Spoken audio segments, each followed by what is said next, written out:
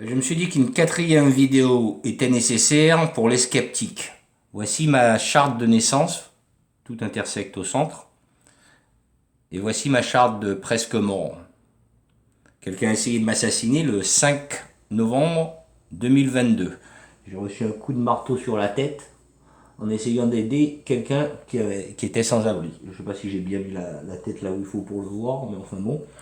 Voilà. Et 2022, Jupiter était en Poisson, c'est à l'opposé de la Vierge, et c'est perpendiculaire au Sagittaire Gémeaux dont je parlais sur l'autre vidéo avant. Ok, et vous voyez cette ligne-là, pouf, c'est arrivé, comme j'ai dit, le 5 novembre.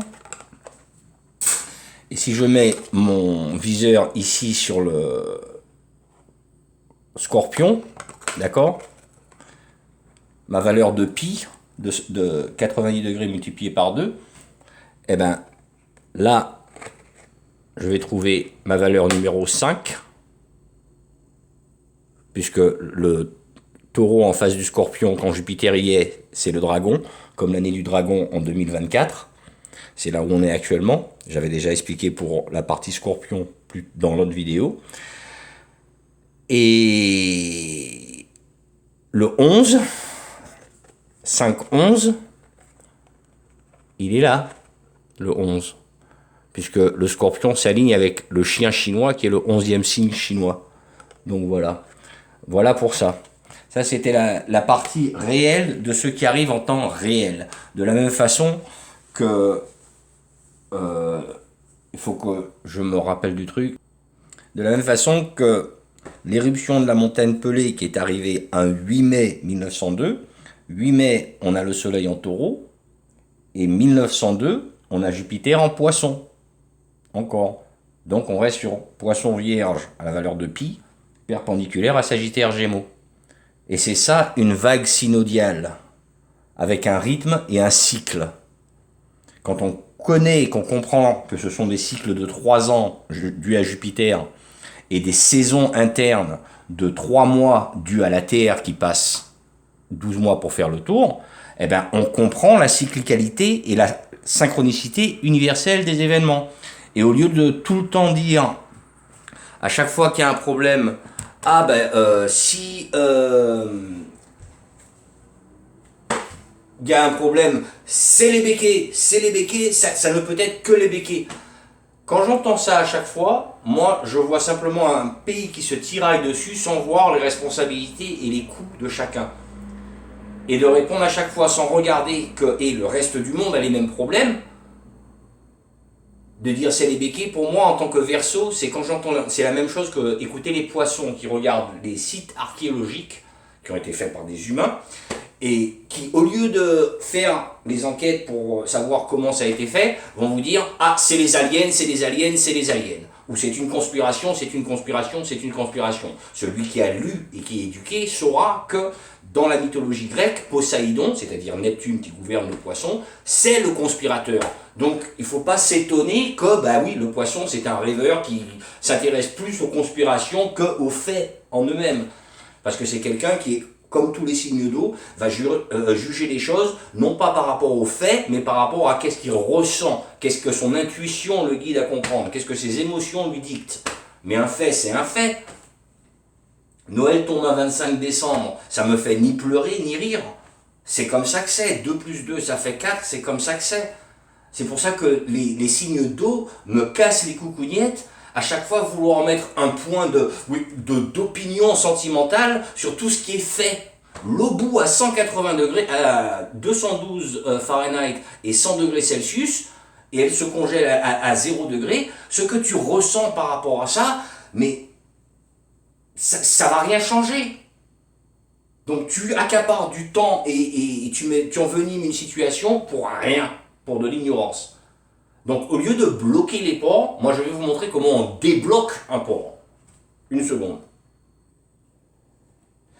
Alors pour bloquer un port, c'est pas compliqué. Il suffit de prendre du bois, que ce soit des troncs de, comment on appelle ça, cocotiers, ou bien des planches, et de bloquer. Et après vous mettez le feu. Et quand tout est bien détruit, après vous allez dire, hé, il n'y a plus de bois. Bon, Et pour débloquer le port, parce qu'un port au départ, que ce soit par les Phéniciens ou bien ouvert par les Grecs, c'était un comptoir pour le commerce. Donc la vie est chère en Martinique, je comprends, mais imaginez le touriste américain qui a payé 1200 $ pour son billet pour sa croisière, qui veut aller d'île en île pour faire du shopping, il arrive en Martinique, c'est fermé. Alors vous prenez vos deux planches, vous mettez des charnières dessus pour que ça se déplie, et puis vous faites des pieds qui se déplient aussi. Et maintenant, vous avez une table pour mettre sur le quai, là où le bateau de croisière va arriver. Et vous mettez le drapeau de la Martinique, celui que vous avez choisi. Moi, j'ai choisi celui-ci. Alors, je garde celui-ci parce qu'il a du sens vis-à-vis de la Rose des Vents et de ce que j'ai à vendre. Ensuite, dessus, je dépose mes produits que j'ai préfabriqués avec des sacs que j'ai commandés sur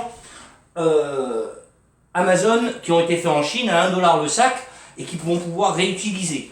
Comme ça, c'est pas jetable. Ok, et avec un QR code derrière, comme ça les amène directement au site où ils peuvent apprendre à jouer le jeu de l'Astropolie, qui est à l'intérieur, avec les dés fournis, une carte de visite et un QR code dessus pour aller sur le site, et par derrière un autre QR code pour aller sur la chaîne YouTube. Et ça vient en plusieurs couleurs, ou bien en rose. Celle-là aussi, je me suis trompé de ça, elle vient en rose, mais j'ai du bleu, j'ai du vert. Vous pouvez faire pareil avec vos images, vous créez ce que vous voulez. Et quand le touriste américain arrive, au lieu de dire la vie est chère et d'essayer de répercuter ça tout le temps sur le béquet, les aliens, ok, un port, ça fonctionne comme un aéroport. Un avion qui reste trop longtemps sur le tarmac, il doit payer pour y être. Eh bien, un port-container, c'est pareil. Et c'est qui paye les charges? Eh ben, c'est le béquet. Donc, qu'est-ce que vous voulez? Qu'il vende sa maison et qu'il vende tout, pour comme ça, il peut fermer le magasin? Ça va pas aider beaucoup. Donc le touriste, qu'est-ce que je vais lui vendre? Je vais lui vendre des Martiniques, mais je vais aussi lui vendre ce qui l'intéresse. S'il vient de Floride, je vais lui vendre un médaillon avec la forme de Floride. En Martinique, vous avez déjà tout pour apprendre à faire les choses.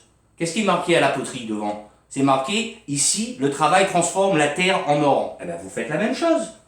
Vous prenez de la terre, ok, vous allez faire un moule avec de la terre, vous allez presser l'empreinte de ce que vous aurez taillé en pierre ou bien ce que vous voulez dans le moule.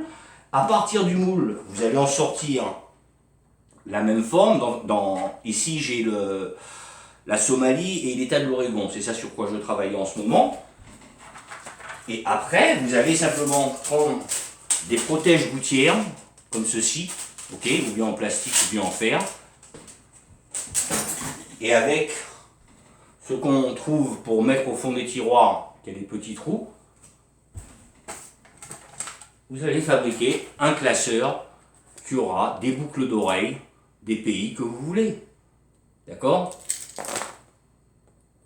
Ici j'ai le Japon, j'ai l'Inde, j'ai tout ce que je veux. Et ça me fait un classeur qui est là sur ma table. J'ai des boucles d'oreilles, j'ai de la bijouterie, j'ai des serviettes qui justement ça sert pour une île pour aller sur la plage, et avec dessus un jeu qui sert à quelque chose. Donc voilà, j'ai débloqué le port, je suis prêt à ouvrir mon commerce et à recevoir des dollars. Qu'est-ce que vous voulez faire? Vous voulez bloquer le port et puis dire que les aliens sont responsables de tout? Ou bien vous voulez regarder plus long que le bout de votre bite et aller peut-être regarder qu'est-ce qui se passe dans les autres pays et de vous rendre compte qu'on est quasiment dans toutes les grandes villes aux États-Unis, c'est couvert de sans-abri. C'est pareil en Russie, en Chine, etc. Donc pour eux, c'est même plus un problème de la vie est chère, ils sont même plus capables de payer leur loyer pour habiter chez eux. Donc il faut arrêter de parler du problème comme si c'était tout le temps un problème de race, parce que ce n'est pas un problème de race. Si vous voulez savoir vraiment comment regagner votre pouvoir d'achat, ça ne va pas être en accusant les autres de vous le prendre. Il va falloir que vous le créez vous-même. Et ça demande du travail, de la rigueur, de la discipline et de la persévérance. Si vous voulez persévérer à bloquer, brûler, revendiquer, sans aucune justification, un salaire qui n'est pas le vôtre, demandez-vous plutôt la bonne question. il y a combien de béquets qui sont sur la route en train de bloquer les ronds-points? Et s'ils ne sont pas sur la route en train de bloquer les ronds-points, où est-ce qu'ils sont? Ben, au travail. Au travail, en train de gagner des ronds. Et il n'y a pas que, ok? Donc c'est pas que les béquets qui bossent, il y a plein d'autres instituteurs, etc., qui sont béquets, mulâtres, noirs, immigrants même d'Asie, etc. Il faut arrêter avec ça. Vous ne faites que détruire le pays. Si vous n'avez rien à foutre, ramassez les ordures qui sont sur le bord de la route et arrachez les mauvaises herbes. Voilà, ça va vous donner quelque chose à foutre si vous avez vraiment trop d'énergie. Merci. Et puis quand vous aurez fini de foutre le pays en feu, peut-être quand ce sera propre, et si vous avez de l'eau, ben je viendrai vous dire bonjour, prendre un petit punch. Dès lors qu'on se rappelle, c'est quoi l'hospitalité martiniquaise? Engueuler les gens, c'est pas de l'hospitalité. Kembere pas molly, c'est Molia qui aide, en lot de soleil.